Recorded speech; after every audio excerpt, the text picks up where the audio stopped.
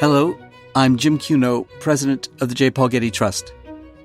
Welcome to Art and Ideas, a podcast in which I speak to artists, conservators, authors, and scholars about their work.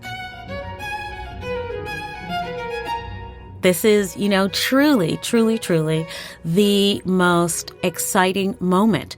Not the specifics of the building itself, though that's incredibly exciting, but what it represents. In this episode, I speak with Thelma Golden, Director and Chief Curator of the Studio Museum in Harlem.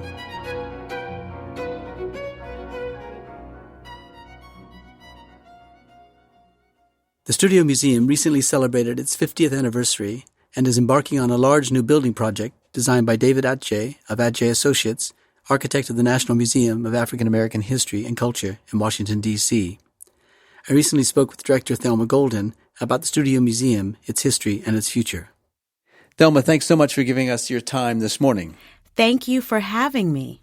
Now, the Studio Museum first opened a little over 50 years ago in 1968. I say this in case our podcast listeners don't know the early history of the museum.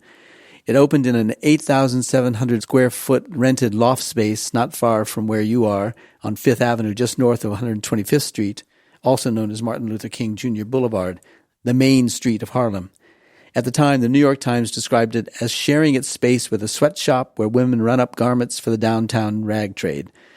I know you weren't there in the earliest years of the Studio Museum, but what was the motivation for the founding of the museum, and what were those early years like? Well, the founding and the motivation of the museum were incredibly clear.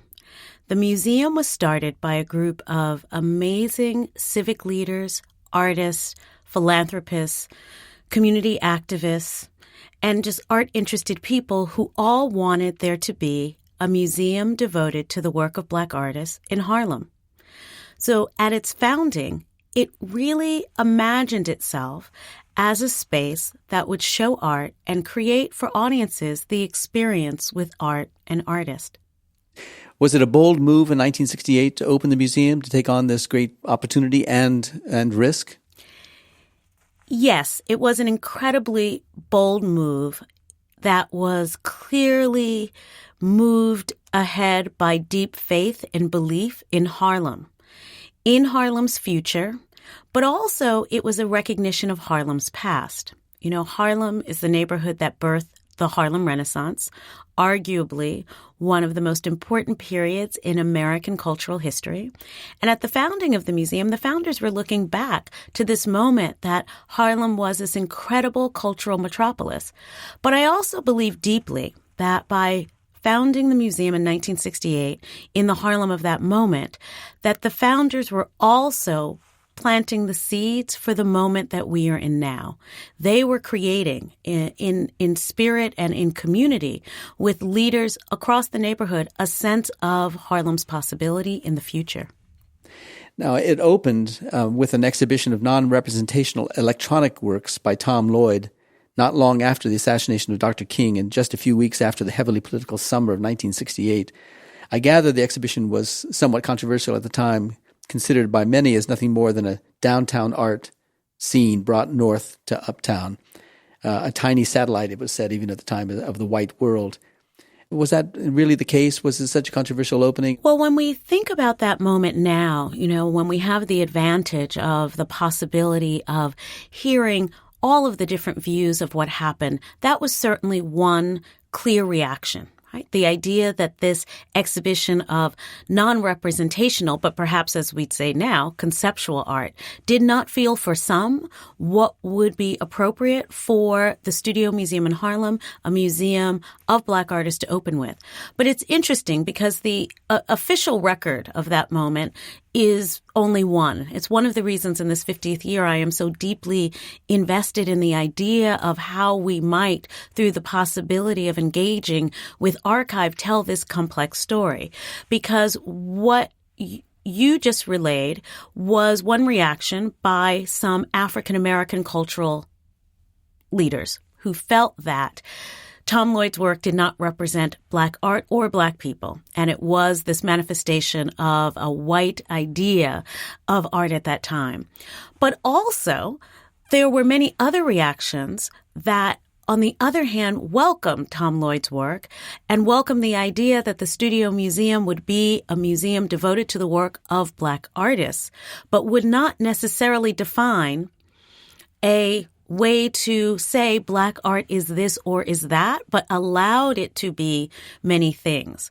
Also, some people in the mainstream art world reacted to that choice by seeing it as being too avant-garde generally, not about race, but again about that moment when we think about the different art practices and languages that were being used, and that Tom Lloyd's work fit into a larger conversation that was going on about really thinking about the art object and what it could be.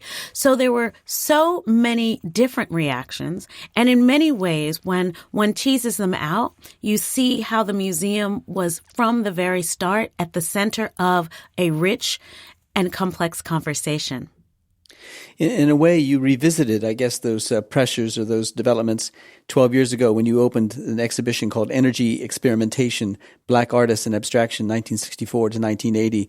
Looking back on the opening exhibition from the vantage point of 10 years ago or so, how do you think the work has changed over the course of time, the work of that period with which you opened the museum? Not you yourself, but the museum it opened. I think what has happened since that time is we've been able to allow for what is a broad and varied conversation.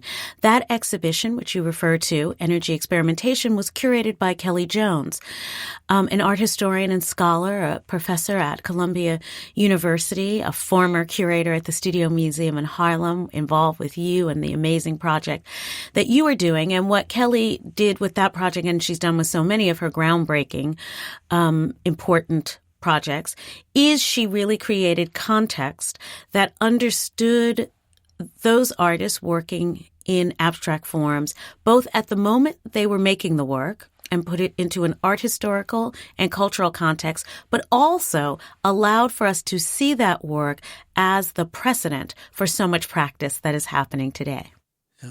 It's telling that the museum is called the Studio Museum. Of course, a defining feature of it is the fact that artists are given a studio in the Studio Museum with which to do work and then to exhibit that work. That started at the very beginning and has been consistent ever since? It has. So the studio program was one of the earliest, perhaps the earliest program that the museum founded to create studio space for artists, emerging artists, early in their careers, to be able to work in the museum space, but also through the residency receive support for their practice. And so it began when we began in 1968 and has continued ever since. And it really is the heart of the museum. What the founders thought of was how they might bring art presentation in the form of an exhibition program and art practice in the form of a studio program together. And in that original space on Fifth Avenue, the studios were in the back of the loft, the exhibition space was in the front, and it was an incredibly fluid relationship between the studios and the gallery space. In our building at 144 West 125th Street, the studios were on the third floor looking out onto 125th Street, but really at the center of the building. And in the building that David Adjaye has designed, the studios remain in that central location. So for the future, the residency program will still have this key role in the life of the museum. And am I right in thinking that the residency program always results in exhibitions? It always does. So from the beginning, part of the program involves the presentation of the artist's work. In the beginning of the program, the exhibitions did not always happen at the end of the residency. Sometimes the presentation opportunity happened earlier, but beginning in the middle 80s, it always has been the culminating moment of the program. The artists come in the fall, and there's an exhibition at the end of their residency the next year. This year, that exhibition will open on June 9th, and we're thrilled. We just announced a partnership with the Museum of Modern Art so that the Artists in Residence show this year and in a few years to come, while we're out of our building, will happen at MoMA PS1. Oh, that's fantastic. I didn't know that. And I was going to ask you about the fate of the studio program while you were closed for the building project. It seems impossible to talk to you about the Studio Museum and its early years without talking about the Metropolitan Museum's exhibition in 1969 of Harlem on My Mind. That was controversial for a number of reasons, but clearly in part because it meant to speak for what was Harlem and what Harlem's culture stood for. Could you talk a bit about that and what effect that might have had on the early development of the Studio Museum? Well, Harlem on My Mind stands as an incredibly potent cultural moment when we talk about the sort of representation and we talk about the history of exhibition as it relates to race and representation in museums. In many ways, there are some narratives that might position our founding as having some relationship to the conversation that could create an exhibition like Harlem on My Mind. But really, in many ways, I think the museum's early life provided a counterpoint to what became the critique of that exhibition.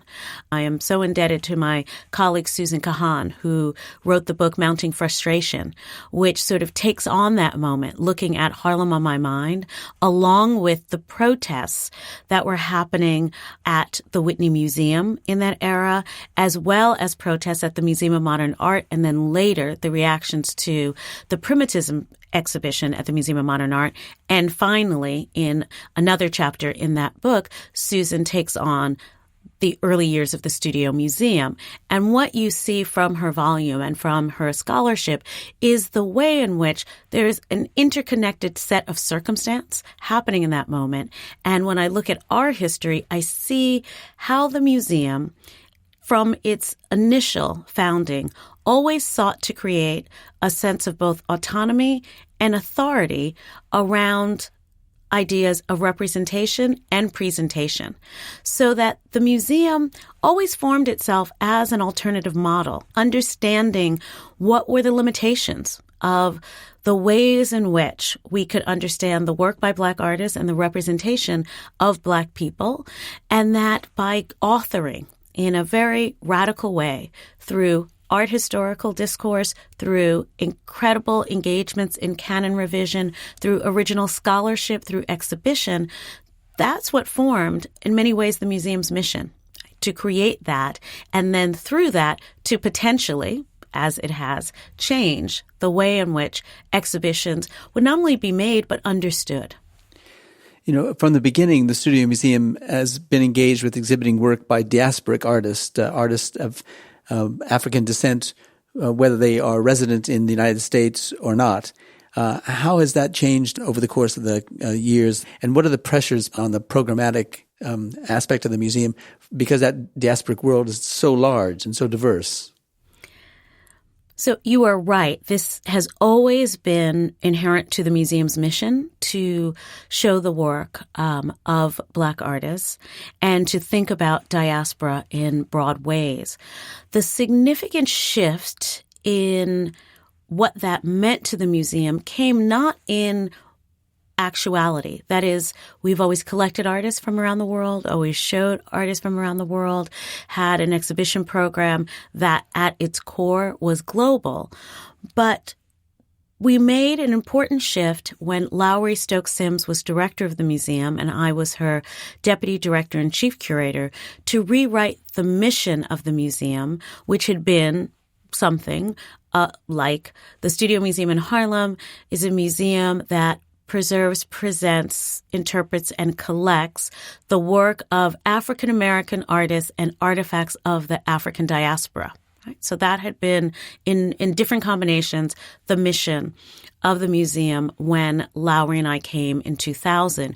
We rewrote that mission to say the Studio Museum in Harlem is a museum that preserves, presents, collects, and interprets the work of artists of African descent locally, nationally, and internationally. Right? So really, that was about an acknowledgement of a shift of perspective, not a change in program or process, that took away perhaps a centralizing of the African American experience and really acknowledged a global Black presence in the present, which then allowed an understanding of our relationship to art made by artists from the continent in the diaspora in America in past and present.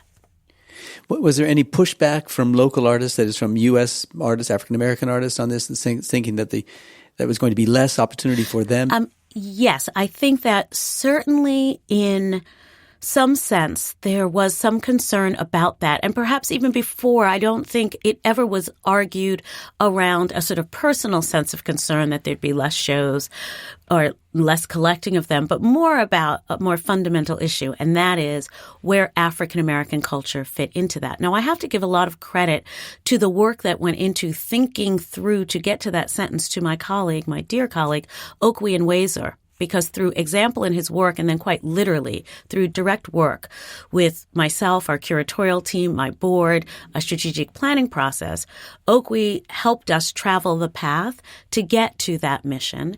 And in many ways, what the response to it was, particularly by Black artists, was actually an appreciation of their work, their practice, their ideas being contextualized globally. Right? Because, as you know, Jim, in many ways, a category called African American art is one that many artists had resisted because it took away from them the idea that their work was embedded in a multiple strands of intellectual and aesthetic thought. And moving towards this idea of artists of African descent, it allowed us to sort of talk about artists' work in a global context, and then also to think about how their work was part of a specific story and a larger story, and how those two things could sit side by side very productively. In a way, I guess you could say that the Studio Museum exists to register those developments over the course of time, over many decades, the developments in the kind of conceptualization of African art, African diasporic art, and the role of African Americans within it. It must be that you can look over the course of the exhibition history of the Studio Museum and begin to see the broadening and narrowing and broadening further of the concept of the diasporic art commitment that you've made.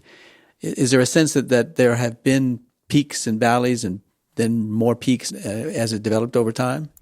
I think there is that sense, certainly, but perhaps more significantly for me, what we see is the way in which artists themselves have been at the forefront of creating self-definition, and the institution has opened itself and widened itself and allowed itself always to be reactive to those broad definitions. So that goes back to even our first exhibition.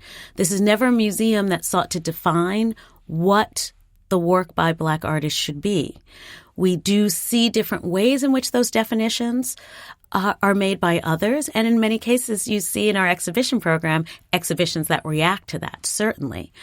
But on the other hand, what I think I benefit from is when I look over the course of time, what I see is the possibility made real by the museum of the idea that Black artists can and should have space, and how that space is defined can be an incredibly collaborative process of intellectual and curatorial practice. You know, one measure of the greatness and importance of the Studio Museum is its ability to attract and keep extraordinary directors. And in the case of the Studio Museum, they've been primarily women directors. Is the museum conscious of that, and how important is it that they have been women, and what that represents for the field?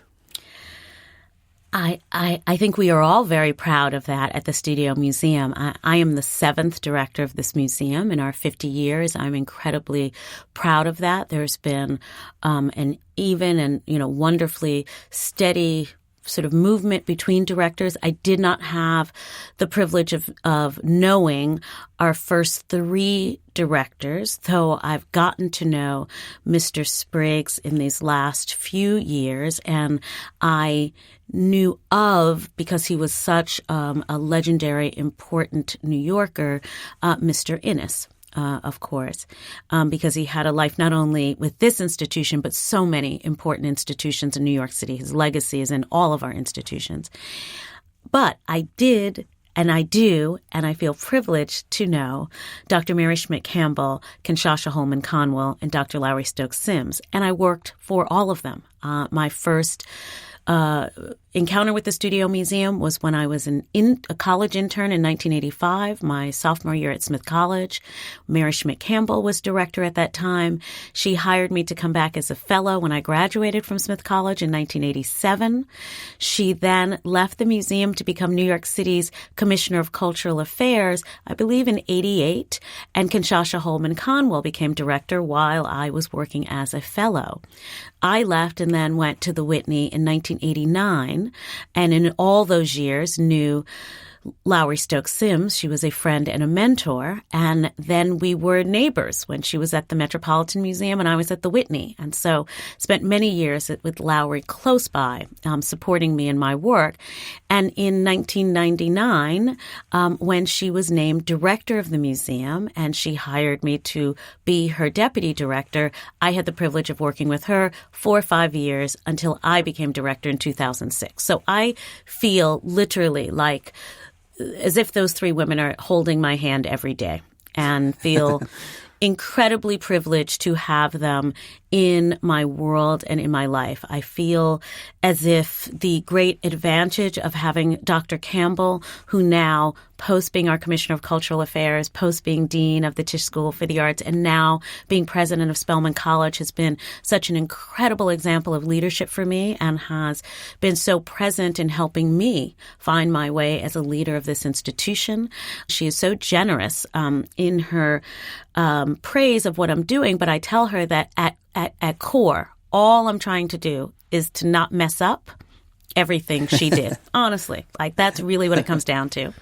And also at the same time, because I first interned in her studio museum, my idea of the museum begins for me in the 80s. And when I think of the challenges that perhaps I face, I'm always faced with the reality of what Mary did then with so much less than I have, and it makes everything I have to do seem completely surmountable. And also, as I said, Lowry was a mentor. I was a high school intern at the Met. I spent my entire 2 years at the Metropolitan Museum as a high school intern walking around hoping that I would run into the legendary Lowry Stokes Sims, whose picture I saw in the New York Times. And I never ran into her in all those years. I didn't meet her until later. But, you know, to have worked for her and to have had her as a curatorial example, and then to become her chief curator, and to continue to have her as a constant source of inspiration as I take these steps, which began when we were working together. Thinking about the future of the museum was, you know, Lowry's first charge when she became director. And then Kinshasa, who, of course, is in Washington and really shepherded the National Museum of African American History and Culture into being. And knowing that she brought the ethos of who she was and how she thinks about institution and museum and Black culture to bear, to help make that incredible, amazing project happen. You know, all of that is just, that's sort of where my superpower comes from. It's all that inspiration that I have right in front of me. Well, it's confirmation of the strength and importance of the museum, that it attracts the talent that it has, and it's kept you all together as alumni of this great institution and mutually supportive of each other in the process.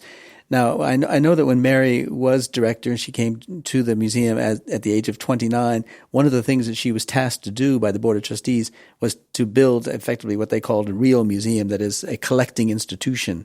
And what trustees want, of course, is one thing. What an institution can respond with is yet another thing. How did the Studio Museum adjust to a collecting institution and to all the responsibilities such an institution would require? Becoming a collecting institution was sort of paramount to the museum's mission, which at founding acknowledged that Black artists were under-collected, under-recognized, and having a collection at the Studio Museum was one of the important ways in which the museum sought to shift and change the canon by creating a collection that would tell the story of the breadth and the depth of the contributions of Black artists, and to create the context to understand where these artists fit in the larger story of art history was such important work. So when Mary took on that task. It was one that stood at the center and remains at the center of who and what we are. And when one looks at that collection and how it began and how it developed, there's so much there that then we can look at the sort of larger art histories that have been written or continue to be written. And you see where the museum had such an impact in what we see on the walls of many museums today. When the museum decided to take on the collecting responsibilities, of course, it had to move from its initial facility to a much larger facility. And the architect of that new building was Max Bond, who would go on to design the Martin Luther King Jr. Center for Nonviolent Social Change in Atlanta, but also the Birmingham Civil Rights Institute in Birmingham, Alabama, Harlem's own Schomburg Center for Research in Black Culture, which is part of the New York Public Library.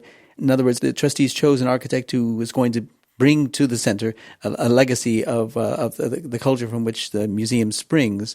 And now you're taking on this great big building project, and you've chosen another legacy architect, an architect of distinction, but also one who brings to the task the importance of a national museum. Tell me a little bit about the selection of David Adjaye and how that went, and when did it start? I'm so glad you mentioned Max Bond, the late Max Bond, who, again, was a dear supporter and mentor, someone who I knew along with his amazing wife, Jean, from the time I was a high school student. And Max took on this building that we have at 144 West 125th Street that had been built in 1914 as a bank and an office building. And it was a prime example of adaptive reuse, which was the case all over Harlem at that moment. That is, buildings that had had another life in Harlem that were now underused or perhaps even vacant, that were being reclaimed and creating in the reclamation new institutions for the Harlem that was becoming. So Max did an incredible feat of magic, turning this kind of late, 19th century style cast iron office building into a museum. And some of that was just an act of faith by saying, this is a museum, and then designing inside of it. But the other part of that story, and you relayed an amazing part of Max's history that needs to be said as you then ask me the question about David Adjaye, is that Max put together the team, FAB, Freelon, Adjaye, Bond, that was in the competition that won the commission to do the National Museum of African American History and Culture. Max brought together. I didn't know that. So Max Bond was part of that. No, Max led it, and he brought to the table Phil Freelon and David Adjaye. Sadly, Max died before the museum opened. Something that is hard for all of us to imagine, because his vision, and that competition is one that someday will be studied, because if you know, it was a group of amazing architectural teams, but Max had, through the resume you just read, a vision of what it means to make institutions for and about culture. That was his incredible genius. And David has that as well. So I have known David Adjaye as an architect and a colleague for decades. We live in the same cultural world, and were first connected through artists. A lot of David's early work was for artists, many artists that I had worked with curatorially. And so our cultural worlds and our intellectual worlds were incredibly connected. And David, from the time I got to the Studio Museum in my early days, 2000, 2001, was a real thought partner with me as I thought about space and how I could actualize a program in my role as chief curator in the space as it existed. When we began as an institution, board and staff, to think about our future, some of that conversation, Jim, was incredibly practical. Our 1914 building was just suffering. Needed new everything. And one of the most wonderful and amazing and funny conversations I had with Max Bond towards the end of his life, though we did not know it was towards the end of his life, is at one point when I was trying for the 4,000th time to figure out what was wrong with our HVAC system, and yet another new consultant came and asked me some very specific question about not, the chiller and not the this, but something about the ductwork, right? Wanting to know, when was it replaced? And I called Max because he remained close to the Studio Museum. He'd been a board member before he did the renovation. And so I called him and I said, Max, the consultant's asking me about, when the ductwork was replaced. And he laughed and he said, Thelma, he goes, you don't need to call me and ask me these questions. Blanket answer. Everything is original to the 1980 renovation, right? To which, of course, the consultant answered me that, these ducts were well beyond their useful life by like 3. So on one level, I was like, listen, we've lived a long time with it. But it became very clear that there wasn't a potential to keep fixing things. This was also, I have to say, we were very fortunate because we have been incredibly privileged to have the support of the City of New York through the Department of Cultural Affairs, through various administrations over our 50-year life. And at the time of these conversations, it was during Mayor Bloomberg's administration, and our commissioner was the incredible Kate Levin. And she also, in a very practical way, pushed us, the Studio Museum Board and staff, to sort of think practically, right, about what could be fixed, or perhaps was there a better way for us to march towards the future. And that led to a study for a major renovation. And then the major renovation study proved that perhaps our best option was to build a new building. Now, originally, it wasn't the idea that it would be on our site. It was an idea that perhaps we would leave our site and find another in Harlem. But this was also happening at the very same time when so much was happening in the real estate and development world of Harlem that made looking for a space, looking for a lot very hard. It also showed us, again, Mary picked this site, but it showed us the brilliance of Mary, who picked this incredible site when she found this building in 1979, literally right in the middle, if you go east-west, of 125th Street, 1 block east of the Apollo Theater, just so centrally located. So we ended up in a process of imagining that we would knock down the current building, which is called the Kenwood Office Building, where the Studio Museum lives, and build a new building. And with that, we started a formal architectural search with a board committee and looked at 9 firms, talked to 5, and brought 3 to the table through a multi-day for each firm interview process, and selected Adjaye Associates, who partnered with Cooper Robertson. And when did this all start? What was the financial context Well, like? the financial context, it was just after 2008. But again, the conversation first began with, can we take a comprehensive view of some of the mechanical system challenges and look at what might be an integrated renovation of HVAC along with electrical, along with plumbing, all together. Right? And then once we said that, and then some cosmetic changes to gallery space. That was 2008, 2009. And yes, it was at a moment where the question of how we would raise the money was there. But the truth is, Jim, that even if we hadn't made that decision, we had some significant expenditures ahead of us just to maintain the standard that we, of course, only would consider working in. Now, we had a crisis at a point when the air conditioning failed and we were meant to take an exhibition, and literally it was on the truck on the way to the Studio Museum, and we weren't able to take it. And what, again, I remain grateful for every day is the support and love of my colleagues in the city and around the country, but specifically my colleagues in the city. And when I called my colleague Adam Weinberg, the director of the Whitney Museum, to ask him how to handle canceling a show, like I just didn't even know where to start, but knew that maybe this is what we were doing, that conversation immediately turned into Adam offering to deinstall a gallery in the then 945 Madison Avenue Whitney Museum building to allow us to hang this exhibition at the Whitney, to be able to honor all of the commitments we had to school groups and community groups and our teen programs that could happen at the Whitney with the exhibition on the wall. And that made it so that what would have been a terrible, terrible situation actually turned around into an example, again, of real institutional partnership. But it was in that moment that the conversation, even about renovation, began to speed up. Right? We realized, like, okay, this is what will happen if we cannot get our hands around what the needs are. So that the conversation began in earnest about 2010.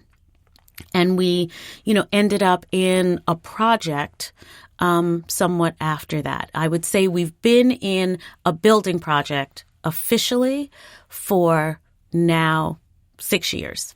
It must seem like the full tenure of your directorship. Oh, it seems like from the day I came. That's why it's hard for me to answer this question, and I should write it down, because so much of what this building project is about is fundamental. Because I'll say the other side of it is many people enter into building projects for practical reasons. And the practical side of this story definitely was real. But there was a whole other way in which we walked towards this as a board and a staff of people committed to this institution. And that was the opportunity of understanding the museum's life at this point as we looked at 50 years of this institution, and understanding that, what our founders had was the great will and bright faith of the legitimacy of this institution and of its power and of its possibility.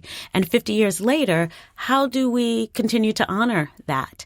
And we knew that over the years of all of those directors, as well as the many generations of curators and educators and all administrative staff at the institution, that we had created a program so much greater, so much more significant than the physical space should have ever allowed. And so it also is about creating a museum that lived at the same level as our program already existed in the world. So tell us about the architectural program. When we walk into the new building, how will it be different than the old building or the existing building? Well, the old building is an office building that was a bank, and everything about how we made it a museum was quite simply through Max's brilliance of taking those spaces and saying, what are the needs, and making the spaces into spaces that could live for us as those needs. So, for example, we had galleries that were in what was the main space of the bank itself, but none of those walls were ever meant to show art, and the space was not built in rooms. So, I came to the Studio Museum after a curatorial career in Marcel Breuer's Whitney Museum. My whole sense of exhibition design was based on Breuer's brilliant geometry, and here I walked into a space where there was only one wall that was over 10 feet high. And there were very few corners, and, there was no way to create narrative in space. That being said, I've made some of the best shows of my career, and that it had nothing to do with having great spaces. So what the new building does is it really just creates, in so many ways that are absolutely significant, and that's the brilliance of David Adjaye and his design, it creates space for all of the ways in which the museum exists. When we set out into the architectural process, of course, we had a brief that included all of the many practicalities that were necessary. And some of them would seem even pedestrian, but they were real. In our current building, we have never had a loading dock, and we've never had a door that has been higher than 8 feet. So that means everything that people have seen over the years that's bigger than that's been in the Studio Museum, it's been unstretched on the street or carried across 125th Street.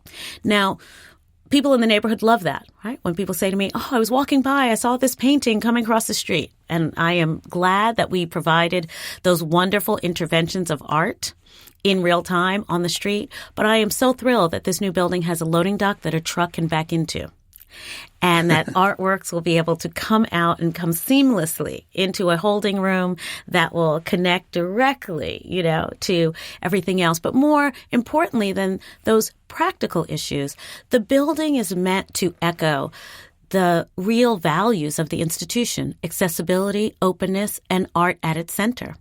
So you walk in off the street into what or 2 stories of glass. So that is when you are on the street, you already will see what is happening in the museum. And you come into a lobby that will allow you the opportunity to go upstairs, elevator or stairs, into 3 floors of galleries, as well as educational classroom spaces, or will allow you to go 1 story downstairs into what will be an gathering space that is really centered around a space that David has named the inverted stoop, which lives in the daytime as a stair space that people can sit on, convene, be present in, but also will function for us as a space where we can have public programs. And that's adjacent to a cafe, a welcome center for our education programs, as well as coat check, restrooms, etc. So a public space in which all of that can come together. And the idea there is that the museum can have many things happening at once, and that the experience of the museum starts at the street and allows you to come in to both this sort of public convening space as well as then into the gallery spaces. Now, the galleries have been designed to do everything that we all would want in our gallery spaces, and quite simply to be able to show art and to do it in ways that are flexible, but also that elevate the experience of being able to be in a space with works of art. And the spaces as designed allow us to do that. They have been designed to allow us to have different scale exhibitions, and we're thrilled for that. And they are adjacent to both the artist studio spaces as well as our education spaces. So the experience, again, of what it means for a visitor to perhaps be in the galleries or school groups and then go directly into the education spaces, or the way those spaces can all be used in different ways at different times, is really something we're all looking forward to. And then we have an administrative floor, and then a roof that will be a roof garden that will allow us to, in the good weather, of course, I'm saying this on a snowy day in New York, but in the good weather, to have program outside, but also just to be an open green space in the middle of one of New York's most populous and exciting and, frenetic streets, 125th Street. So 6 stories above, we hope creating a small oasis in the midst of all of that. Well, that's breathtaking. Now, how far along in the project are you? Well, we've just begun demolition of 144 West 125th Street. And that will go on for some months as the building comes down. And then we'll begin building. And when is it due to open? We are imagining 2023, late 2022 or early 2023. Yeah. How are you holding up?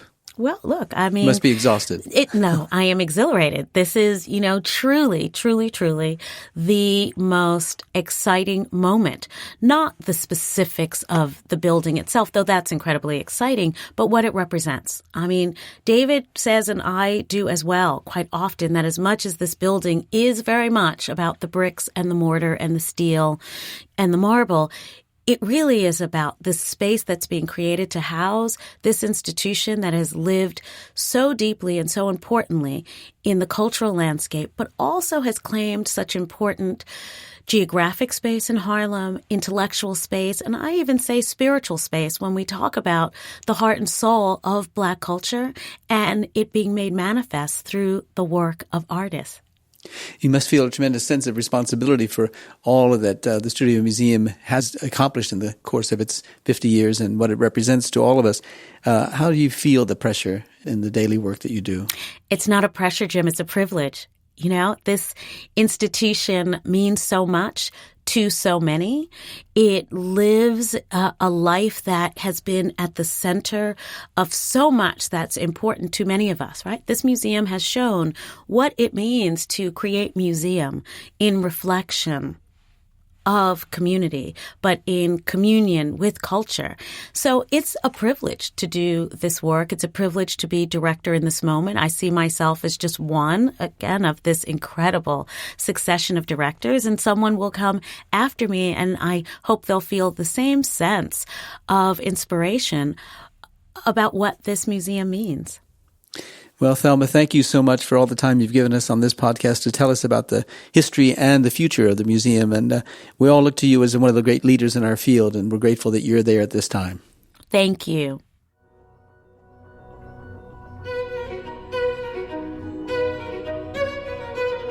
Our theme music comes from the Dharma at Big Sur, composed by John Adams for the opening of the Walt Disney Concert Hall in Los Angeles in 2003. It is licensed with permission from Hendon Music. Look for new episodes of Art and Ideas every other Wednesday. Subscribe on Apple Podcasts or Google Play Music. For photos, transcripts, and other resources, visit getty.edu/podcasts. Thanks for listening.